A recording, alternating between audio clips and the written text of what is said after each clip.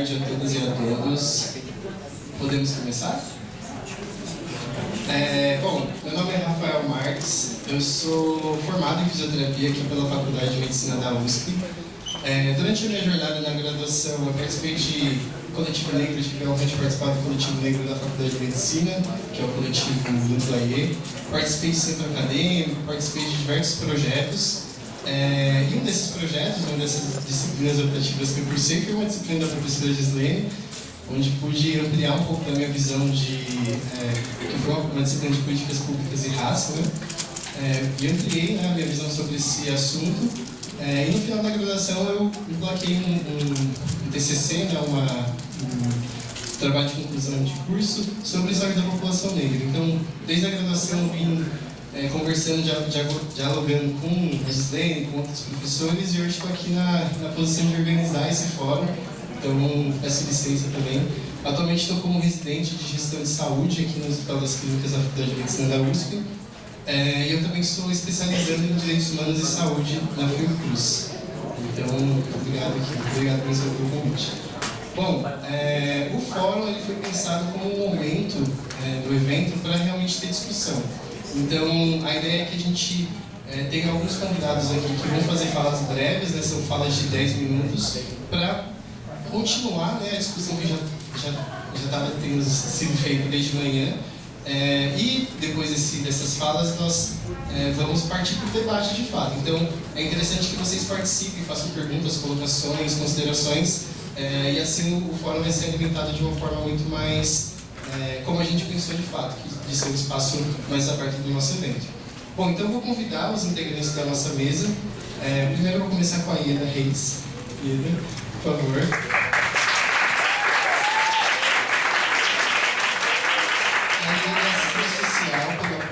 Ela é especialista em psicodrama pelo Instituto Sede Sapiens, mestre em ciências pela USP. A Ieda já desenvolveu trabalhos com pessoas em situações de rua, principalmente com crianças, com trabalhadores rurais, entre outros. A Ieda atua há 23 anos como assistente social na USP e ajudou a implantar o serviço social na USP Leste, bem como os auxílios financeiros para estudantes cuja implementação começou na EASH em 2005.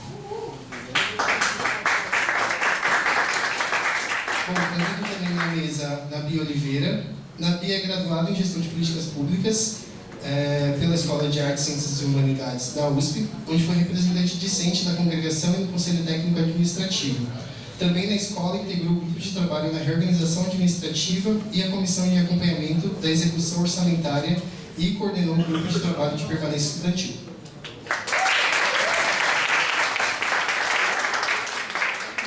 Na mesa Letícia Chagas, graduada em Direito pela Universidade de São Paulo, co-deputada estadual pelo Movimento Pretas e membro do coletivo Juntos.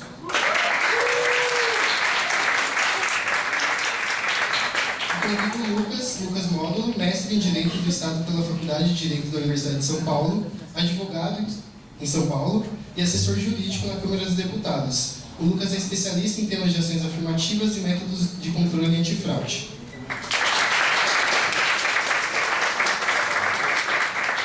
Bom, então, para dar início à fala de 10 minutos, eu vou deixar livre quem quiser começar. Acho que não tem uma ordem definida, quem se sentir mais à vontade pode começar. Não? Vou definir? E ele, então, por favor. Adoro a democracia.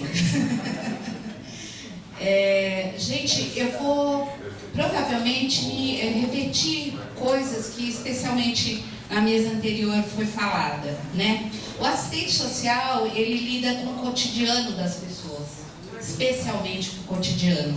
Então, eu não vou falar, eu não vou citar aqui teóricos, vou até citar, mas estudos, tudo mais, né? As universidades têm a métrica do currículo Lattes, e eu falo que eu há mais ou menos 12 anos não alimento meu currículo Lattes, então ele só pia, né? Isso não significa que a gente não tem feito coisas, escrito e tudo mais. Mas eu tenho lá minhas críticas, mas eu acho que é o que vale, é o que aceito hoje, né? Então, como Heller fala, Agnes Heller fala, o cotidiano é o mundo da vida, né? E é sobre o mundo da vida que eu vou falar, sobre um pouco do que falaram aqui de permanência simbólica, né? E para falar de permanência simbólica, gente, eu vou tomar a liberdade, não vou trazer, até por questões éticas, histórias de ninguém, vou trazer a minha história, né? Ieda, você não é preta, mas eu tô lá no grupo de negros, né? E aí, eu vou contar um pouquinho. Eu sou filha de nordestinos, meu pai, e eu vou usar uns termos aqui que vão incomodar, e me incomodam também, mas depois eu vou explicar por que eu vou usar esse termo. Então, eu sou filha de nordestinos, meu pai considerado pardo e minha mãe branca. Nós somos em 4 irmãos, 2, e é esse o termo que incomoda, moreninhos, entre eles o meu irmão, né, que tem a pele um pouco mais escura que eu, cabelo crespo, e eu. Somos 2 e 2 brancos, né, porque minha mãe é branca. Isso, gente, eu estou falando dos moreninhos porque, né, eu tenho mais de 50 anos e foi falar na mesa anterior, a gente não tinha essa autorreferência, né? Então era o que denominavam pra gente. Então eu era moreninha, meu irmão morenão, né? E meu pai negão. Era essa a definição, né? Então, só essa minha fala já iria resultar num outro evento sobre colorismo, né? Que não é o caso agora. Então, desde criança, o pessoal da minha geração falava muito, as mulheres, você é professora, tal, e eu tinha essa coisa. E aí, lá, uma certa altura, eu comecei a entender lá na televisão, tinha uma tal de Luiz Erundina, que trabalhava com ocupação nos bairros na Zona Leste, Jardim São Carlos, tudo mais, era ligada a comunidades eclesiais de base, minha família é muito católica e tal. Enfim, lá para os 13, 14 anos eu falei, eu vou ser esse negócio aí, até porque minha família tem toda uma história de movimento sindical, de participação, enfim, que não vem ao caso. E aí eu quis ser esse negócio aí, que era ser assistente social. E não tinha, e eu queria estar na melhor universidade que tivesse serviço social. Não tinha e não tem até hoje na USP o curso de serviço social. E tem lá N questões que eu também não vou discutir aqui, que caberia outro evento só para falar sobre isso. E entrei na PUC, como eu morava na Zona Norte, meu pai falou, tem que trabalhar, mas não pode estudar à noite, vai estudar de manhã. Na minha sala tinham meninas brancas, judias, milionárias. E tinha eu, mais 2, entre aspas, moreninhas e 2 orientais. E aí nós nos conhecemos e esse era o nosso grupo. 5 meninas, 3, entre aspas, moreninhas e 2 orientais. E aí eu estou falando disso por quê? Permanência simbólica. Para a gente se sustentar de manhã na Pontifícia Universidade Católica, com gente milionária que parava Mercedes na porta para buscar e levar as meninas, nós nos juntamos. Nós éramos as melhores alunas, a gente não tinha DP. Das 5, 4 de nós trabalhávamos, 3 em banco, eu era uma das que trabalhava em banco à tarde, e uma em hospital, né? E a gente, quando era conveniente, a gente era convidado para os eventos, festas, tudo mais, e para os trabalhos universitários, a gente sempre era chamada, né, para falar, tudo mais. Umas tinham uma oratória melhor e outras menos. Então, eu estou contando essa história para a gente marcar um pouco sobre a permanência simbólica. E eu gosto muito, parece que tem alguém da Universidade Federal do Recôncavo Baiano, e eu não sei se ainda está aqui, eu gosto muito, até porque é minha amiga pessoal, a professora Diane Brito Reis, que é diretora lá do centro, e ela fala muito sobre permanência simbólica, né? Então, e ela fala nos trabalhos dela que o sistema de cotas trouxe à tona a possibilidade de quebra de privilégios. E aí destacamos que o Estado trouxe a regulamentação dos ingressos por cotas raciais. Mas no que diz respeito à permanência material dos estudantes, ainda temos muito que encaminhar, né? E na implementação de cotas raciais, parece grande, mas eu vou resumir.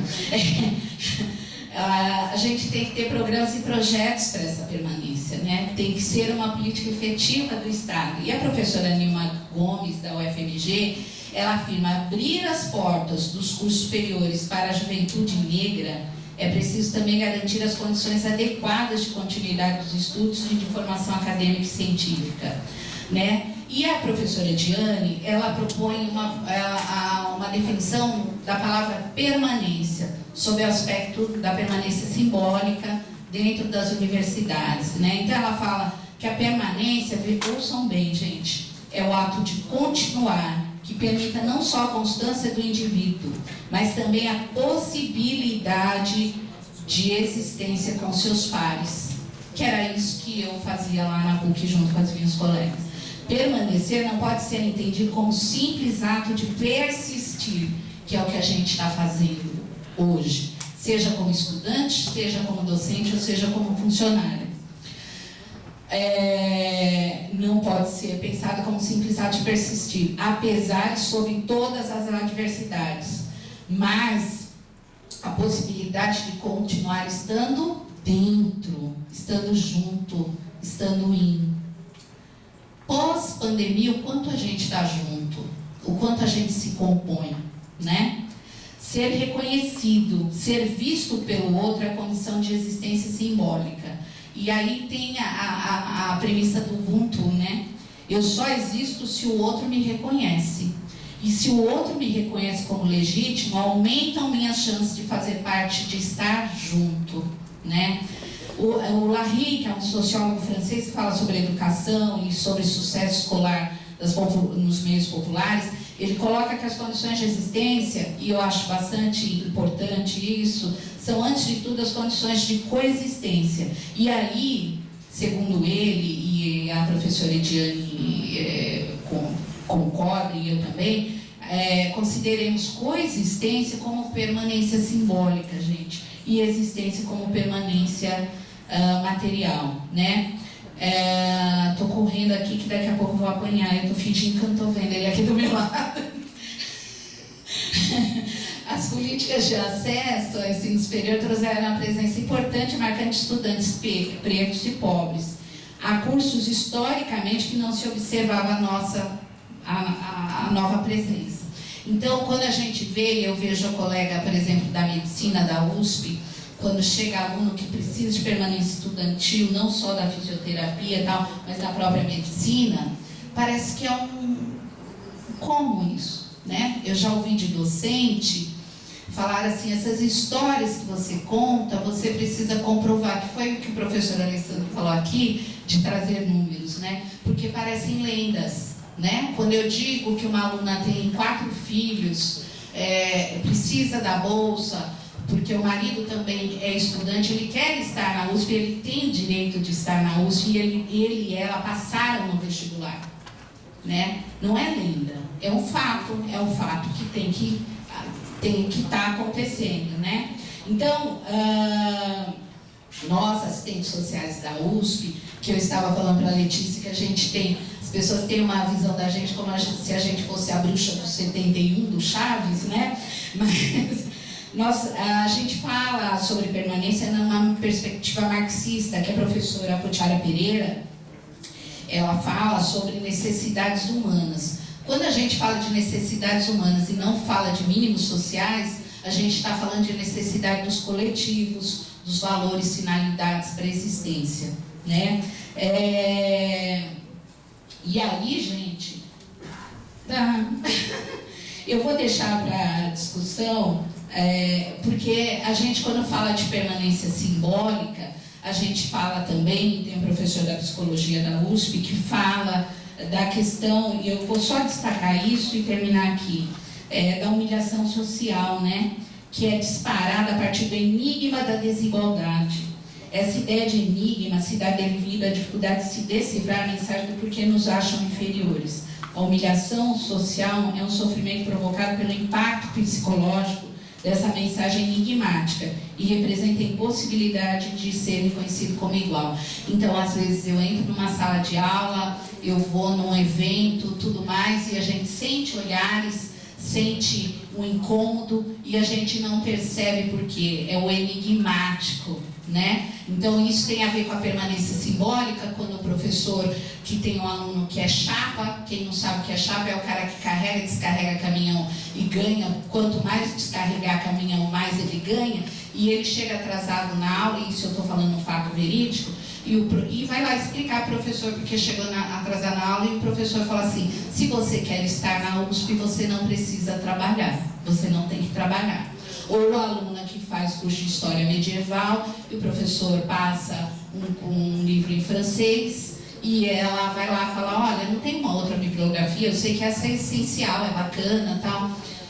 Não, mas professor, eu não sei francês, então o que você está fazendo na USP? Esses dois exemplos são de estudantes negros. Eu deixo aqui, eu quero só impactar, e vou copiar a Beth Franco, que ela falou do Vinícius Júnior, que é um assunto que está quente, né? Então eu quero falar dele sobre permanência simbólica. Ele é um rapaz, o Nabi pode falar melhor, da Grande Rio, São Gonçalo, que é uma região que está bastante impactada pelas milícias, né? Esse menino ascendeu lá, foi para a escolinha do Flamengo, tudo mais, e ele não é bom, ele tem que ser espetacular, e ele é espetacular, ele joga muito bem, né? E ele tem muito dinheiro. Eu vi uma foto dele esses dias com um terno maravilhoso, lindo. Eu falei: nossa, que menino lindo, eu queria ter essa idade dele para paquerá-lo, né? E aí, gente, é lindo, maravilhoso.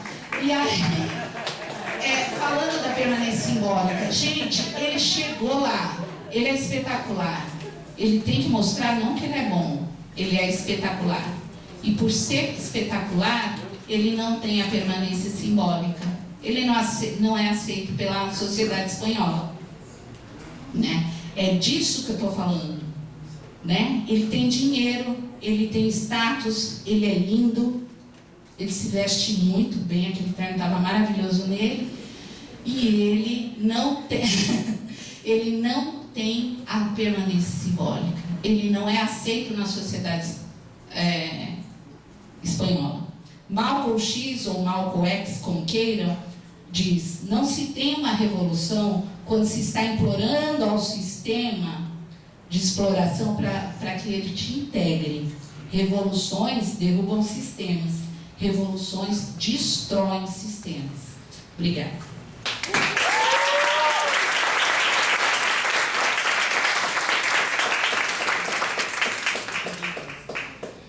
Bom, só esqueci de falar duas coisas que eu acho que é importante. O Davi está fazendo a relatoria aqui da nossa discussão.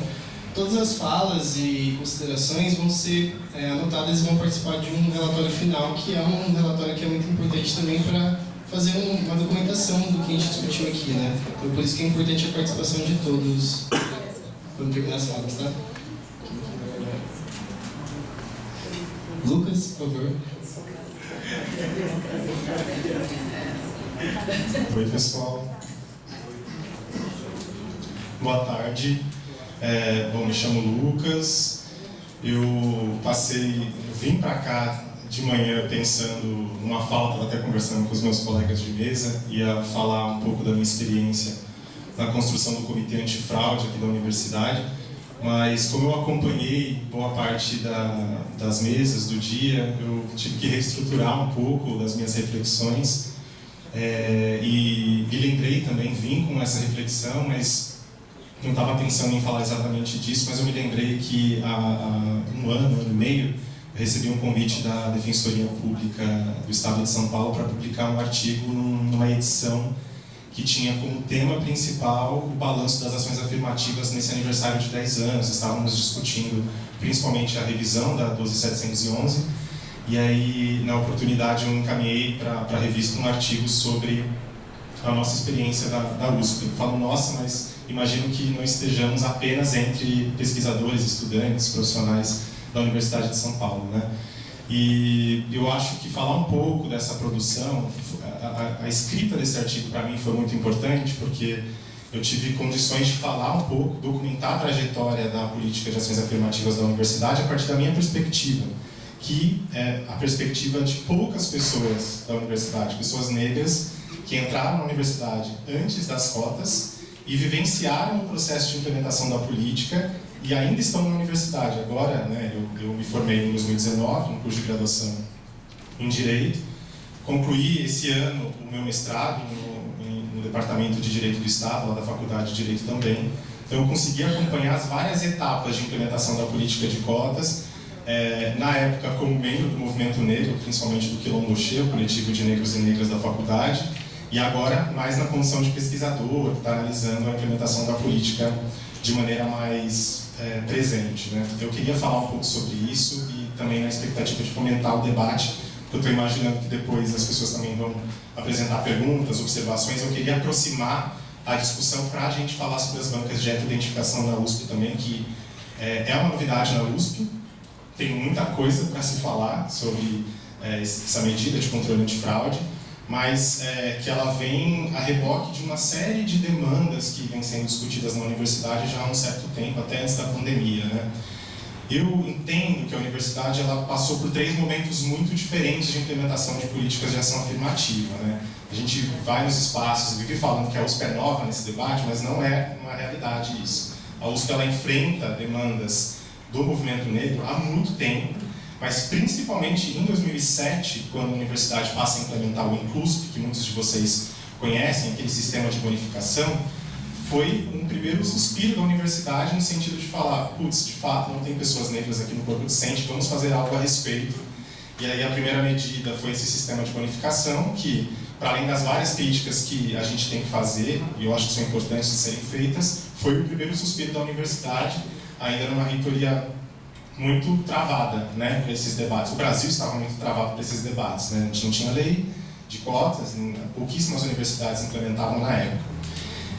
E aí, nesse estudo que eu publiquei na revista da Defensoria, eu consegui pegar os dados da universidade do corpo docente, quantas pessoas negras ingressaram de 2007 a 2015, que foi o ano em que a USP passou a adotar o Enem, que foi de fato a política que deu essa transformada, né, no corpo docente da universidade.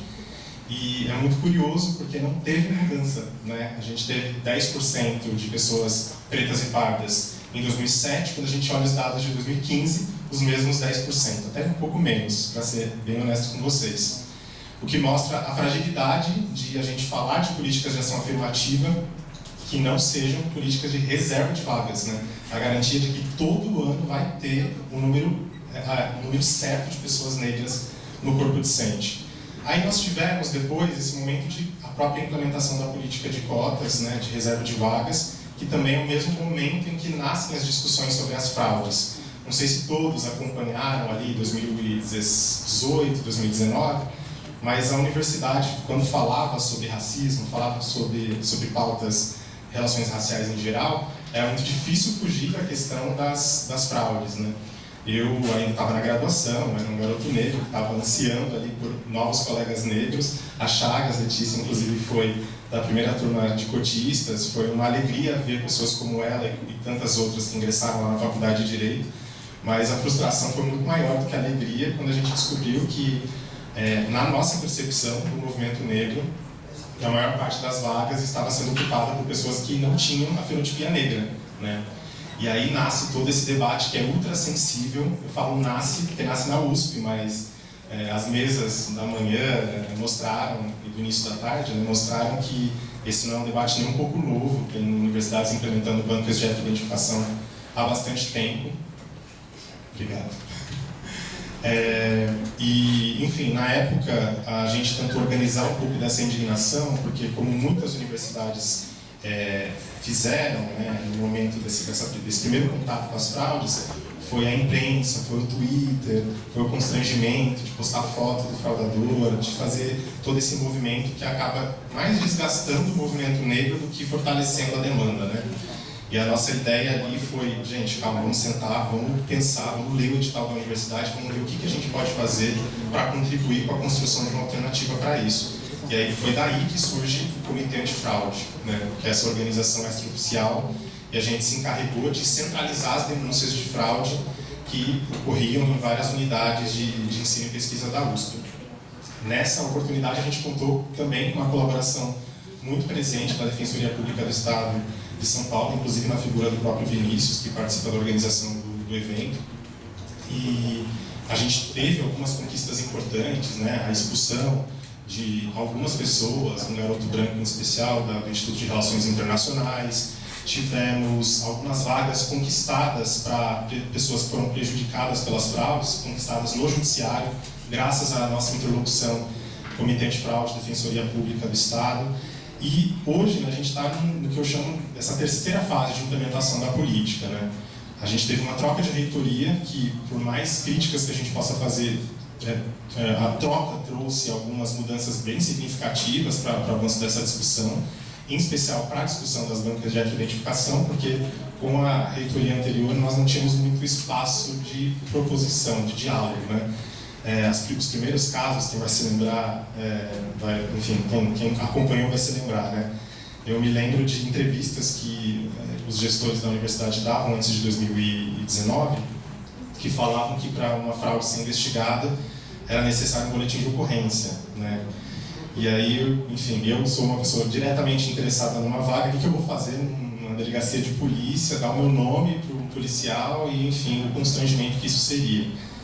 E, enfim, hoje nós temos um saldo muito ruim das denúncias que a gente recebeu. Tem um dado que eu gosto muito, tenho muito orgulho desse dado, de dizer que mais de 93% das denúncias que chegaram para a Universidade de São Paulo foram apresentadas pelo nosso comitê antifraude, para além de denúncias paralelas da Educaf, da própria Defensoria, ou de estudantes também indignados, mas que não se organizavam no comitê.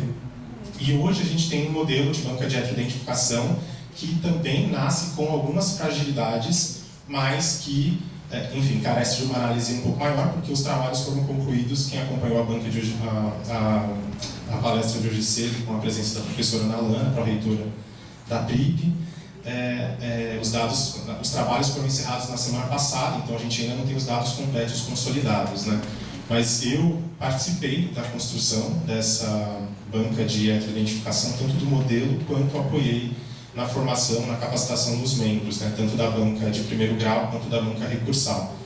E aí, também para fomentar um pouco do debate, escutar o que eventualmente o público que está aqui presente, interessado nessa discussão, tem a dizer a respeito, eu queria apontar algumas dessas fragilidades para que a gente possa ter condições de chegar a algumas conclusões, como vai ser um documento, né, a ser compartilhado depois com a sociedade de maneira geral e tenho certeza com a própria universidade.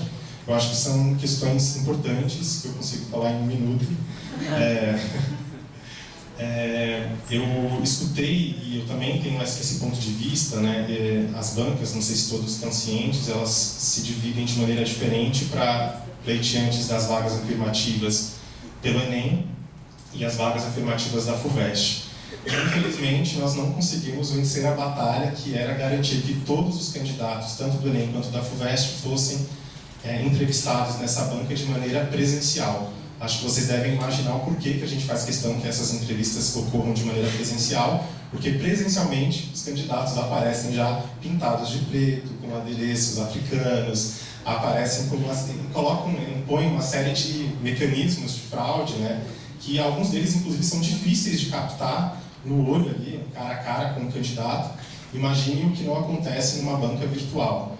Mas a gente colocou na balança que, certamente, né, principalmente as pessoas que pleiteiam vagas pela FUVEST, geralmente são pessoas ou do estado de São Paulo ou que vêm para o estado de São Paulo para fazer a prova e, portanto, essas pessoas teriam condições de passar pela banca presencial. Ao passo que as pessoas do Enem, justamente o Enem tem o propósito de democratizar a universidade e garantir que, inclusive, diversidade regional, né? E a gente avaliou que seria muito custoso obrigar que um candidato de um estado do sul, do nordeste, do centro-oeste, migrasse para São Paulo para passar pela banca e eventualmente ter a sua autodeclaração indeferida pela banca. Essa e algumas questões outras que eu acho que a gente pode ir afinando ao longo da discussão. A gente ainda não tem condições de dizer, afirmar com toda certeza, até porque eu não sou um representante da PRIP, né? Eu acompanhei na condição de pesquisador e também especialista nessa discussão, mas eu tenho certeza que no momento que a PRIP publicizar o relatório, que vai mostrar os dados de quantas pessoas passaram pela banca, quantas foram indeferidas, quantas apresentaram recursos, quantos casos foram para o Poder Judiciário, que é um risco enorme que a gente corre, né, na Universidade de São Paulo, porque se a gente tem algumas desconfianças em relação a quem está fazendo análise na USP, imaginem a desconfiança que a gente não tem quando esse caso acaba na mão de um juiz, provavelmente formado na faculdade que eu me formei, então eu sei muito bem quem são esses profissionais. Gente, obrigado, foi um prazer estar aqui com vocês, eu me coloco à disposição para conversar mais a respeito.